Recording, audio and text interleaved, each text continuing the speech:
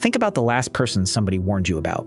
Not a stranger, someone you were told about in advance. A colleague, an in-law, somebody's new partner. You were given the whole file before you met them. They're difficult, they cause problems, be careful. And then you met them.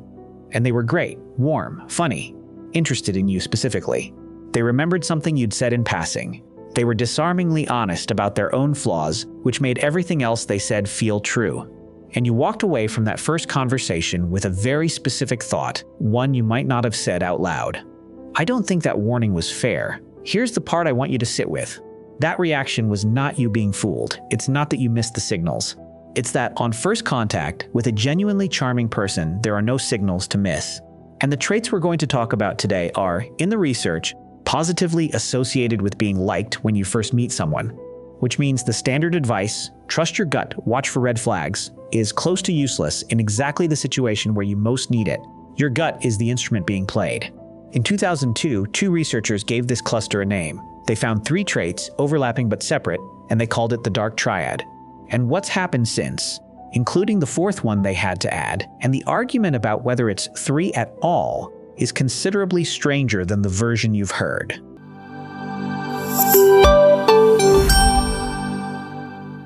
The name comes from Delroy Polhus and Kevin Williams in 2002. They'd noticed that 3 personality traits, which had been studied separately for decades, kept turning up together in the same people. And the obvious question was whether they were actually the same thing wearing 3 different names. They weren't. Correlated, yes, substantially overlapping, but statistically separable. 3 distinct things that travel together: narcissism, Machiavellianism, and subclinical psychopathy. Before I go anywhere near what those mean, 2 things, because getting them wrong is how this subject turns into nonsense. First, these are dimensions, not categories. There is no such thing as a dark triad person, the way there's no such thing as a tall, you're a height. Every single person watching this scores somewhere on all 3, including you, including me. What the research studies is elevation, not membership. Anyone who talks about identifying a dark triad as a type of human being has already lost the thread. Second, the word psychopathy is going to do a lot of damage if I don't fence it in now. In this literature, it means a self-reported personality trait in ordinary people, students, employees, volunteers. It does not mean the forensic construct used in prisons, and it does not mean a diagnosis, and it certainly doesn't mean criminality. Most people elevated on these traits have never committed a crime. They're in meetings. 3 things to follow. First, why people high in these traits consistently outperform everyone else in job interviews, and then, once hired, get rated worse by the people who work for them. Second, the 4th trait researchers added after 2013, which isn't in the title of this video, and the extremely uncomfortable experiment that established it. And third, the argument now running about whether there are 3 traits here at all, or one thing that has learned 3 disguises. Start with the strategist. In 1513, an out-of-work Florentine diplomat named Niccolo Machiavelli wrote a short book of advice for rulers. It argued, roughly, that a leader who insists on being good in a world that isn't will be destroyed by people who have no such commitment, and that appearing virtuous is far more useful than being virtuous. 500 years later, in 1970, 2 psychologists at Columbia, Richard Christie and Florence Geis, did something clever with it. They took statements in that spirit, built them into a questionnaire, and asked ordinary people how much they agreed. The scale they built is still in use, and then they ran games. Bargaining tasks, negotiations, situations where you could win by deceiving the person across the table. The people who scored high max in the jargon won more. Not because they were smarter, because they were willing to do things the others weren't, and because they stayed composed while doing them. They could look someone in the eye and say something untrue without the physical tells most people produce. They weren't emotionally invested in the outcome the way their opponents were, and detachment turns out to be an enormous advantage in a negotiation. Machiavellianism is the strategic trait. Long horizon, patient, it plans. And the way to recognize it is not that a high Mac person is cruel or cold in an obvious way. It's that they treat social life as a system with rules to be exploited, rather than a set of obligations to be honored. Not should I do this, but what does this get me? And what will it cost if it's discovered? Which produces a very particular signature. They're often extremely pleasant, for long stretches, in a way that seems to cost them nothing, because it doesn't. Charm is cheap and it works, so a strategic person uses it constantly. The pleasantness isn't a mask over the real person. It's a tool being used competently, and the tool is genuinely well made. This is also the trait most invisible on short acquaintance because strategy is defined by patience. On a first meeting, you're looking at somebody with excellent social skills and no obvious agenda. which is exactly what a long horizon looks like from the inside of week 1. Trait 2 is the one everybody thinks they already understand, and it's the one I want to reframe. Narcissism, in this research, means grandiosity, an inflated sense of your own importance, entitlement to special treatment, and a persistent need for admiration. It's the trait that produces the person who cannot let a conversation stay on somebody else. Here's the reframe. Of the 3, narcissism is generally considered the least dark. That surprises people because narcissism is by far the most talked about of the 3. It's the one with the enormous online industry attached. But when researchers compare the 3 traits against actual harmful outcomes, narcissism consistently comes out as the mildest. Machiavellianism and psychopathy do the heavier damage. And the reason is structural, and it's genuinely the most useful thing in this section. Narcissism needs the audience. A grandiose person requires admiration the way you require food, which means they are dependent on other people's regard. And dependence is a constraint. It limits what they can afford to do, because they need to be seen well. It also makes them predictable, and it makes them woundable.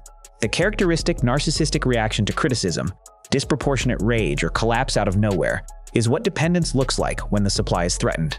Compare that with a purely strategic person, who doesn't need you to admire them at all.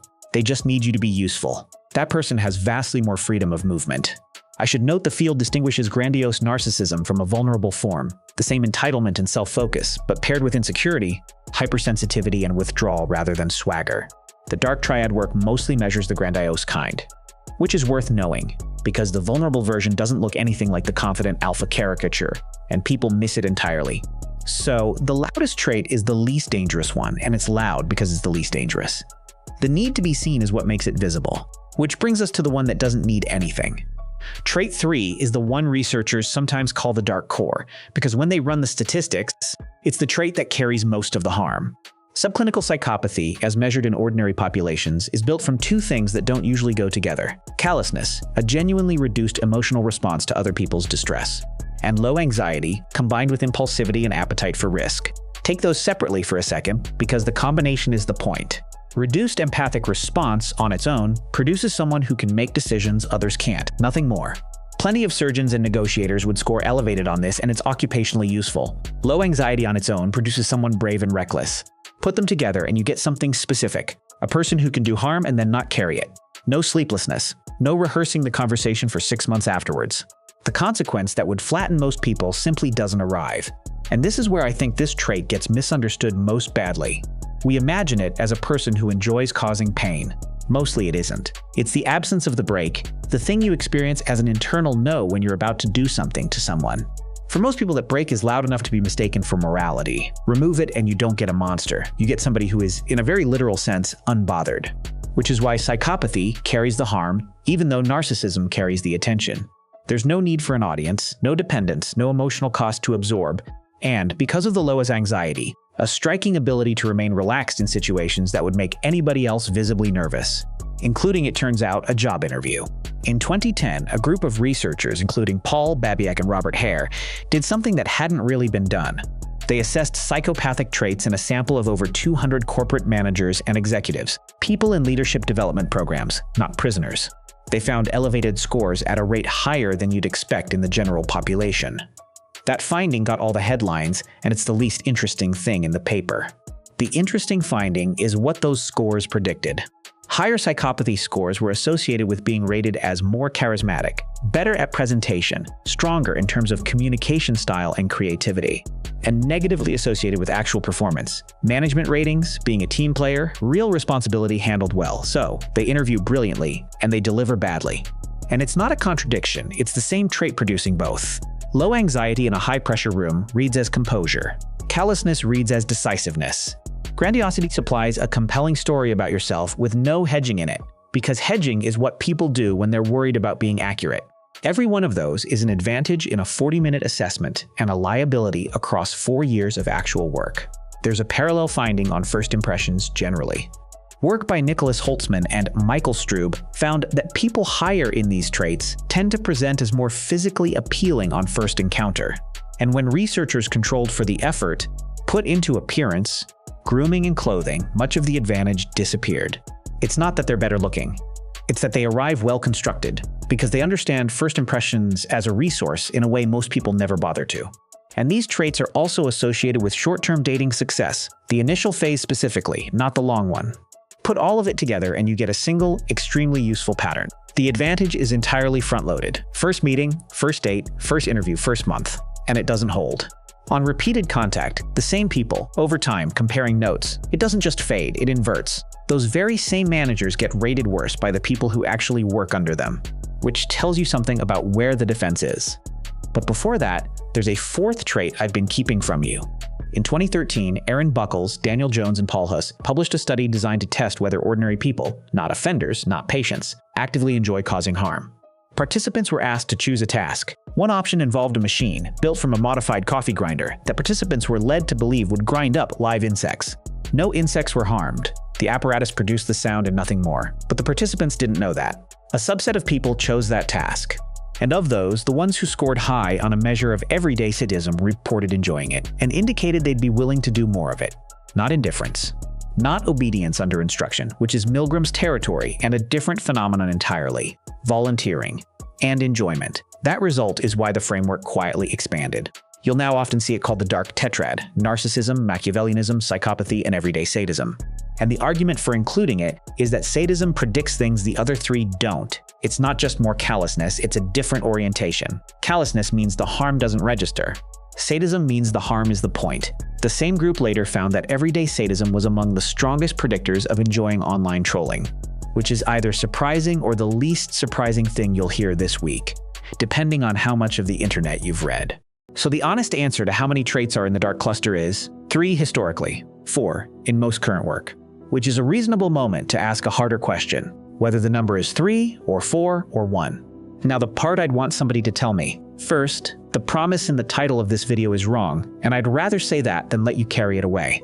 3 traits are not hiding inside every manipulator. Most manipulative people are elevated on 1 or 2 of these, not all 3.